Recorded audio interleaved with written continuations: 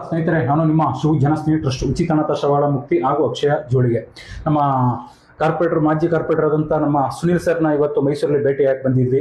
So ಅವರ ಒಂದು ಸಮಾಜ ಸೇವೆ ನೋಡಿದ್ರೆ ಬಹಳ ಖುಷಿ ಆಗ್ತಾ ಇದೆ. ಯಾಕಂದ್ರೆ ಒಂದೊಂದು ನೋಡ್ತಾ ಇದ್ರೆ ತುಂಬಾ ಇವರ ಒಂದು ಮಾರ್ಗದರ್ಶನ ಹೋಗೋದು ತುಂಬಾ ಅವಶ್ಯಕತೆ ಅಂತ ಹೇಳ್ತೇನೆ. ಇವತ್ತಿನ ದಿನಗಳಲ್ಲಿ ನಮ್ಮ ಒಂದು ಟ್ರಸ್ಟ್ ಬಗ್ಗೆ ನಮ್ಮ ಸರ್ ಹತ್ರ ಒಂದೆರಡು ಮಾತನ್ನ ಕೇಳೋಣ.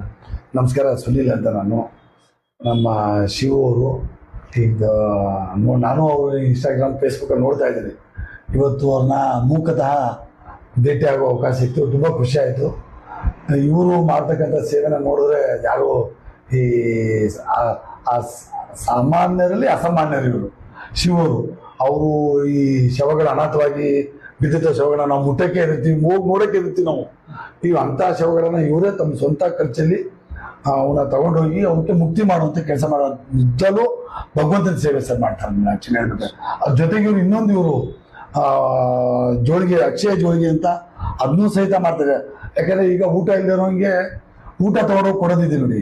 ಈಗ ನಾವು ಒಂದೊಂದ್ಸರಿ ಏನಾಗುತ್ತೆ, ನಾವು ಯಾವ್ದೋ ಕಾರ್ಯ ಮಾಡ್ತೀವಿ, ಫಂಕ್ಷನ್ ಮಾಡ್ತೀವಿ, ಅದನ್ನ ನಾವು ಹಂಗೆ ಇಟ್ಬಿಡ್ತೀವಿ, ಅದು ಇನ್ನೊಬ್ರಿಗೆ ಅನುಕೂಲ ಆಗಲ್ಲ.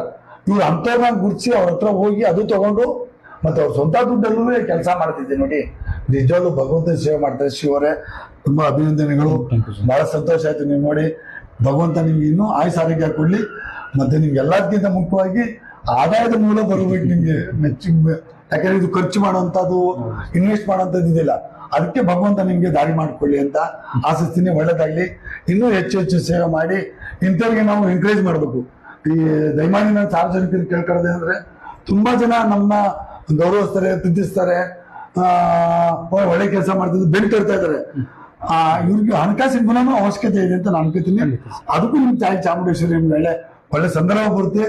ನೀವೇನ್ ಸೇವೆ ಮಾಡ್ಕೊಂಡು ಹೋಗಿರ್ತೀರಾ ಅದು ಯಾವತ್ತು ನಿಮ್ಗೆ ಕಾಪಾಡ್ತದೆ. ಒಳ್ಳೇದಾಗಲಿ Shiva. Thank you so much sir. ನಮಸ್ಕಾರ. ಆದಷ್ಟು ಜನರಿಗೆ ವಿಡಿಯೋ ಶೇರ್ ಮಾಡಿ, ಲೈಕ್ ಮಾಡಿ, ಫಾಲೋ ಮಾಡಿ. ಧನ್ಯವಾದಗಳು ಸ್ನೇಹಿತರೆ.